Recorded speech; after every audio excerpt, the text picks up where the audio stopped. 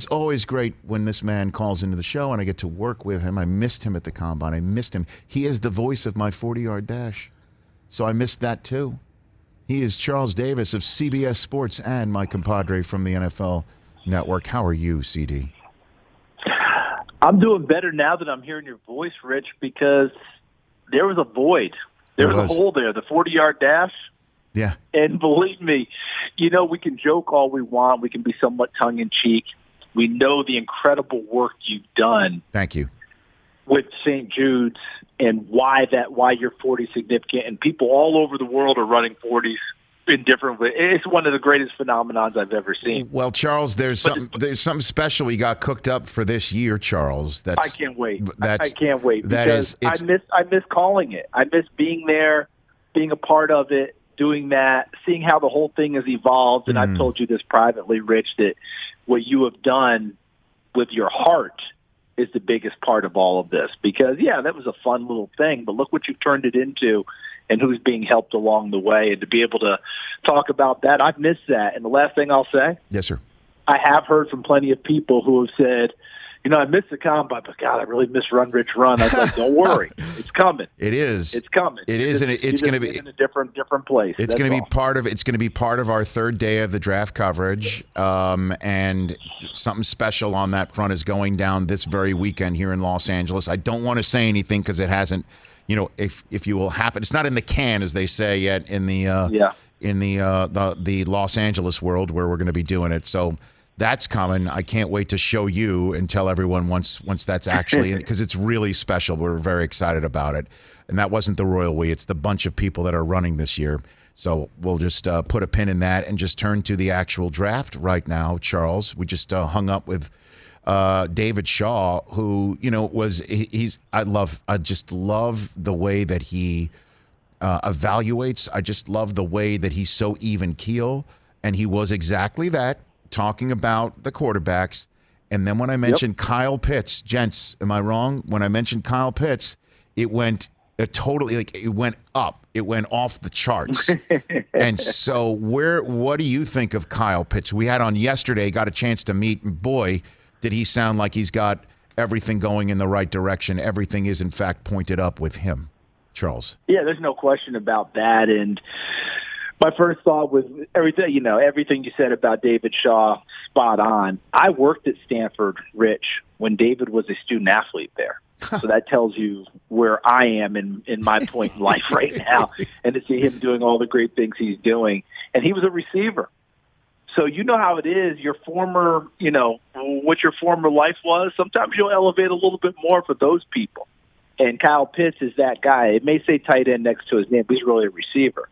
So I think that helps as well. And when I talk with people I'm very close to at Florida, they can't say enough things. And one thing that keeps sticking out is this. Everything you see on tape with him, we saw every day. It wasn't just, he elevated and created and did. They said every day, and he practiced that way. And one of the great comments I got from someone there is, we would pull him back to save him from himself because every snap for him was a competition and he wasn't about to get beat. So I thought that spoke volumes about Kyle Pitts. So what do you think the Falcons should do? Because we had Thomas Dimitroff on last week. He's the guy that gave Matt Ryan the contract that he said was intended to keep him there for the rest of his career. And he said even that you have to address the quarterback position when you're drafting this high. That said, we just hung up from David Shaw, who said you can't pass up. He's like, I'm speaking as a coach here, because normally when you get a developmental quarterback prospect, usually somebody other than you is going to be the one winding up coaching that quarterback that's drafted. That you can't pass up Pitts with Ryan and Jones and Ridley, and you go to work that way. What do you say about that 4th overall spot, Charles? I'm glad I'm not having to pick. And if I were sold on the quarterback, I'd take the quarterback because we're starting the next era for Atlanta. As much as I don't want to turn down Kyle Pitts, we're starting that next era. And whoever this young quarterback is, Rich, Matt Ryan. And sometimes when we talk, there is some hyperbole that goes into things.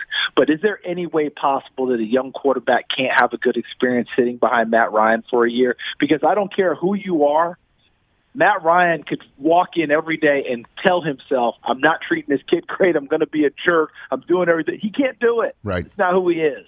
He can't do it. So it's a great spot for that because I think you're fast forwarding. But if you convince yourself that Matt Ryan and you want to go forward and you take Pitts, I get it. But here's my caveat, Rich. Here's my devil's advocate.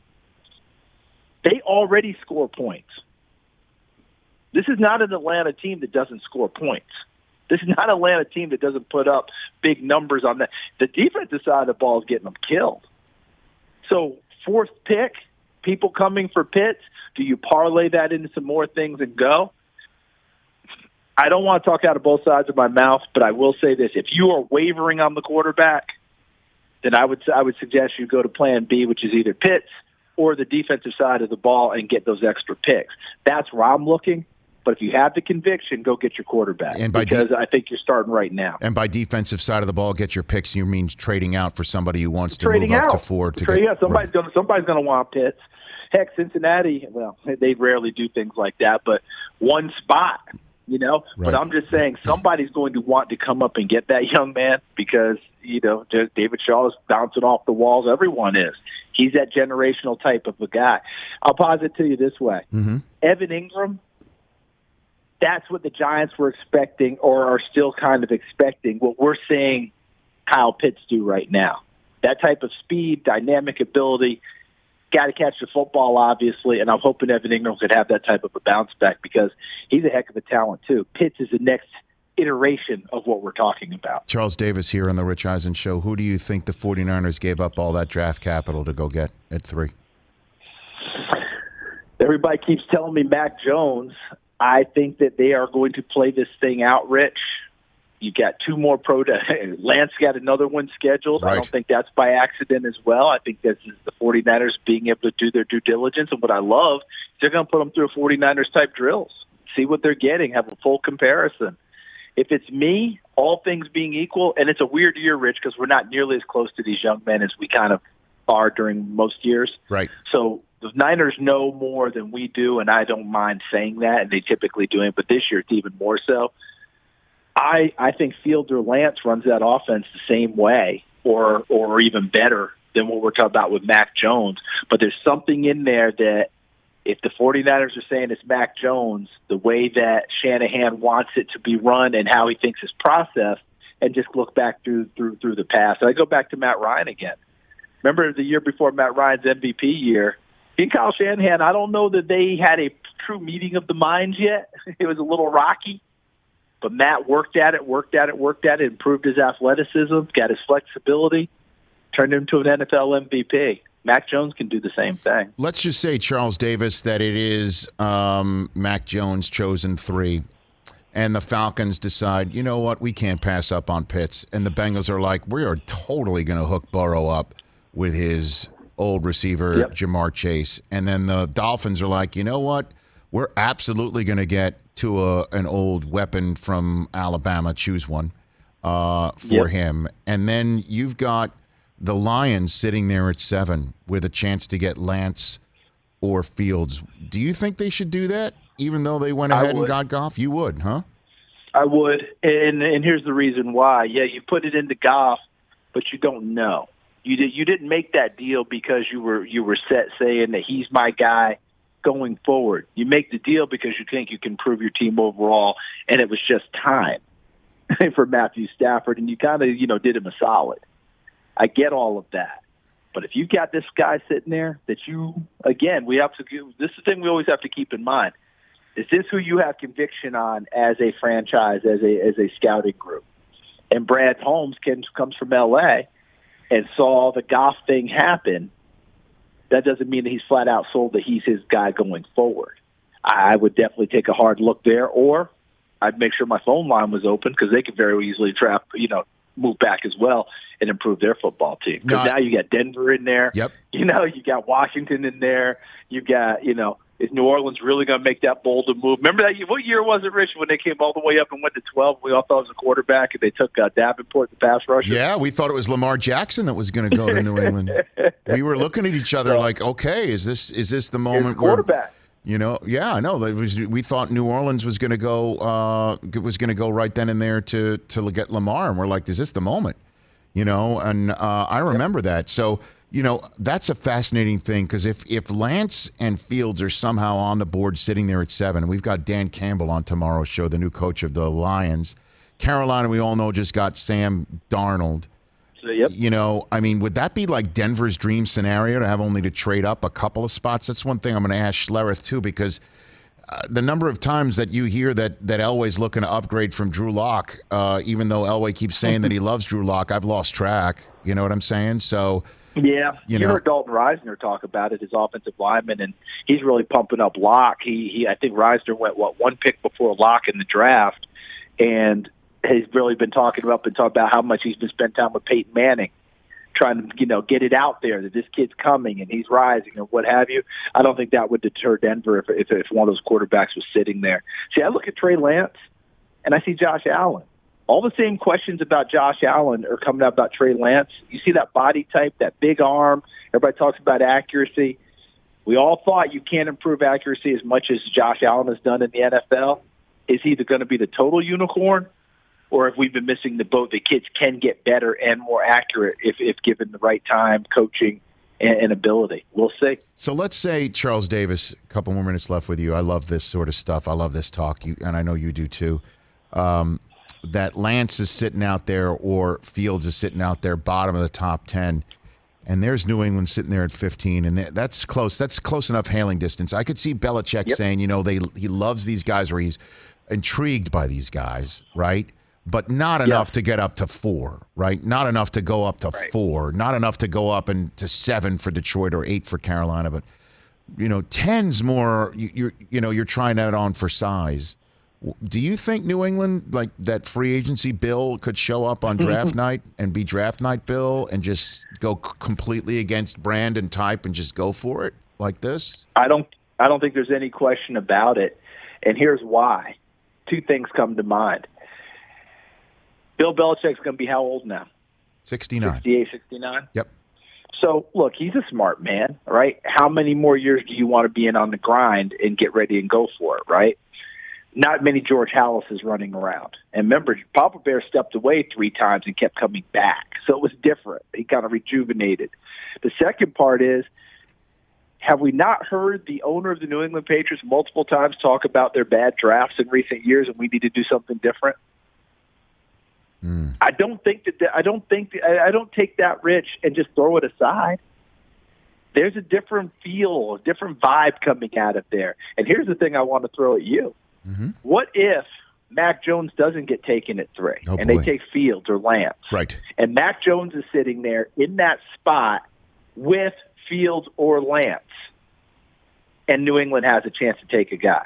See, a lot of people see that as a lock for Mac Jones, and I don't, because New England signed Cam and then re-signed Cam. They're willing to play it differently now. It's not, hey, let's get our Tom Brady lookalike clone. That's not a lock. So that would be very interesting to me. If one of those athletic quarterbacks is sitting there with Mac Jones, I wouldn't make it a lock if New England wanted to make a move. Last one for you, Charles Davis. How do you think Sam Darnold works with Carolina, and how do you think that is going to work? They picked up his 5th-year option, or going to pick up his 5th-year option, which I'm wondering if they would not do if they do decide to go get a quarterback at 8th overall, which would kind of surprise me now. Because Darnold's 23 for crying out loud. So go to work with him, I'd imagine. What do you think of that maneuver? Yeah, he's 23. And remember, Scott Fitterer, who's taken over as the GM, he's the one who's carrying the big grade to help make that move, right? He's the one, because Matt Rule wasn't in the league at that time. He was at Baylor. So, you go through all of that. Here's what I think. I think he plays better. I don't think there's any question in my mind. Offensive line, they still got some work to do there. Greg Little's not a lock for me at left tackle, so let's see what they do with that. But look at the weapons outside. DJ Moore, Robbie Anderson, you get McCaffrey back. I think he's got a much better supporting cast around him that allows him to get comfortable and look more like the Sam Darnold that was drafted as opposed to the guy that, jokes were made about that weren't always accurate. He showed flashes. I think he's got a much better chance at doing this now, but I do think that Carolina's going to have to not just draft defense this year. You better draft some people around him, and to me, a left tackle's a priority because I'm not just penciling in Greg Little and saying that's my guy. What TV show are you watching these days, Charles? What are you watching? Well, me, Yellowstone. I'm waiting for Yellowstone to come back from Costner. Very good. You love that show, right? I love that show. Love it. I'm a Billions guy. I always have been a Billions guy. And when you worked that night, that was one of my favorite nights ever. Yeah. So I try to work. I mean, especially when you told me ahead of time, worked blue a little bit. I did. I worked blue, and they chose not to put it in there. I thought I gave them a nice little gift, a nice little Easter egg to work blue. They didn't do it. I didn't make the final. I guess they had my back for me. I don't know. And I'm crazy about them. The only thing I've got, and I want to meet Mr. Koppelman and the rest of the crew. Yes. Was how did they mess up the Al Davis quote? Which one was that? God, the guy who was dating Taylor, the billionaire guy who was dating Taylor. Right. He said it's just like the Oakland Raiders and Al Davis. Win, baby, win. I was like, what? I came off my couch. Win, baby, win. Just win, baby. Yeah, normally that. Win, baby, win. They never mess those things up. They nailed those quotes. They absolutely nailed them. I don't know how that one slid through. I was a little that one knocked me off my couch. I know you're a big Harlan Coben guy. I had a great chat with him on my podcast, just getting started. Charles, is he not the best? He's a good dude, man. He is. He is absolutely the best. And one of the greatest moments I've had as a broadcaster, he stayed in the booth with me for a Jets game. No kidding. Jets Rams. When Fisher was with the Rams, Bryce Petty started a quarterback for the Jets. Oh, my gosh. An abysmal game.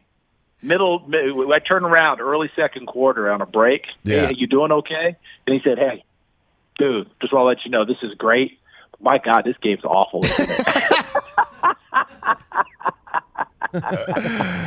Yep. Couldn't argue with him. It was a great game. As you know, he's got a way with words, Charles. The man has a way with words. Does he ever? Second, what did he say in his fraternity? Second most sold author in his own fraternity, behind Dan Brown. That's right. Dan Brown was in his fraternity, too. And, hey, great season with Iron Eagle. You're such a terrific listen. The two of you are perfect with each other. He's phenomenal, isn't he? He is. He's absolutely phenomenal. Thank you, Rich. I can't wait to see you in Cleveland. I look forward to it. You take care, Charles. You do the same. Best to the family. Yep, you bet. Same to you. Charles Davis, CBS Sports, and see him in Cleveland. Hey, you watched all the way to the end. Thanks for that. Watch more right here.